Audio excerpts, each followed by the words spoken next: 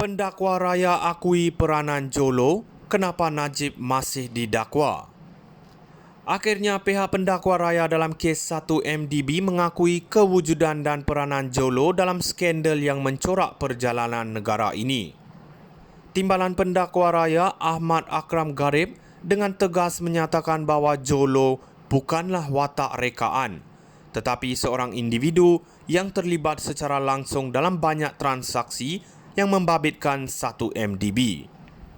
Ini adalah pengakuan yang mencuri perhatian ramai dan menimbulkan lebih banyak persoalan berbanding jawapan. Dengan penyebutan nama Jolo yang begitu kerap dalam perbicaraan, pertanyaan timbul mengenai kehadirannya yang tidak pernah didakwa secara langsung. Ahmad Akram menyatakan bahawa Jolo ada di mana-mana dalam kes ini dan keterlibatannya disokong oleh keterangan saksi termasuk bekas pengerusi 1MDB dan pegawai khas Najib. Jadi jika Jolo begitu jelas keterlibatannya, kenapa dia tidak dibawa ke muka pengadilan? Ini adalah hujah yang aneh dari pihak pendakwaan. Adakah mereka selama ini menganggap bahawa kewujudan Jolo hanya sekadar halusinasi? Pihak polis sudah mengeluarkan permintaan untuk menempatkan Jolo dalam red notice Interpol, menunjukkan betapa seriusnya pihak berkuasa terhadap individu ini. Namun persoalan yang mengusik minda ramai ialah mengapa Jabatan Peguam Negara masih meneruskan pendakwaan terhadap Najib tanpa menangguhkan kes ini. Jika pihak pendakwaan mengakui bahawa Jolo adalah individu yang terlibat dalam penyelewengan 1MDB, apakah logik di sebalik terus mendakwa Najib? Ini tidak hanya menimbulkan keraguan terhadap keabsahan kes yang dibawa, tetapi juga menggambarkan bagaimana sistem keadilan kita boleh dipertikaikan. Apa yang berlaku dalam kes ini adalah cerminan kepada kegagalan sistem untuk membawa semua pihak yang bertanggungjawab ke muka pengadilan. Kenapa hanya Najib yang menjadi sasaran sedangkan Jolo yang jelas berperanan dalam penyelewengan masih bebas? Jika pendakwaan tidak mengiktiraf peranan Jolo yang sebenarnya, maka ini adalah satu lagi contoh bagaimana keadilan boleh dipolitikkan dan dipermainkan. Kes ini bukan saja tentang individu yang didakwa tetapi juga tentang integriti sistem kehakiman Malaysia. Ketidakpastian mengenai siapa yang benar-benar bertanggungjawab menimbulkan keraguan tentang keadilan yang akan diberikan kepada semua pihak. Pendakwaan harus mengambil langkah tegas untuk memastikan semua individu yang terlibat, termasuk Jolo, diheret ke muka pengadilan bagi membuktikan kebenaran dan keadilan yang sebenarnya. Pendakwa raya akui peranan Jolo, kenapa Najib masih didakwa?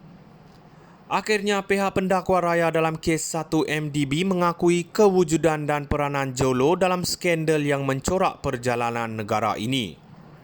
Timbalan pendakwa raya Ahmad Akram Garib dengan tegas menyatakan bahawa Jolo bukanlah watak rekaan, tetapi seorang individu yang terlibat secara langsung dalam banyak transaksi yang membabitkan 1MDB.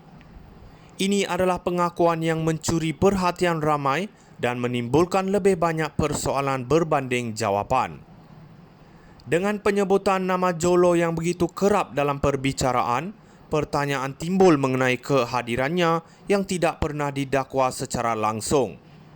Ahmad Akram menyatakan bahawa Jolo ada di mana-mana dalam kes ini dan keterlibatannya disokong oleh keterangan saksi termasuk bekas pengerusi 1MDB dan pegawai khas Najib. Jadi jika Jolo begitu jelas keterlibatannya, kenapa dia tidak dibawa ke muka pengadilan? Ini adalah hujah yang aneh dari pihak pendakwaan. Adakah mereka selama ini menganggap bahawa kewujudan Jolo hanya sekadar halusinasi? Pihak polis sudah mengeluarkan permintaan untuk menempatkan Jolo dalam red notice Interpol, menunjukkan betapa seriusnya pihak berkuasa terhadap individu ini. Namun persoalan yang mengusik minda ramai ialah mengapa Jabatan Peguam Negara masih meneruskan pendakwaan terhadap Najib tanpa menangguhkan kes ini. Jika pihak pendakwaan mengakui bahawa Jolo adalah individu yang terlibat dalam penyelewengan 1MDB, apakah logik di sebalik terus mendakwa Najib? Ini tidak hanya menimbulkan keraguan terhadap keabsahan kes yang dibawa, tetapi juga menggambarkan bagaimana sistem keadilan kita boleh dipertikaikan. Apa yang berlaku dalam kes ini adalah cerminan kepada kegagalan sistem untuk membawa semua pihak yang bertanggungjawab ke muka pengadilan. Kenapa hanya Najib yang menjadi sasaran sedangkan Jolo yang jelas berperanan dalam penyelewengan masih bebas? Jika pendakwaan tidak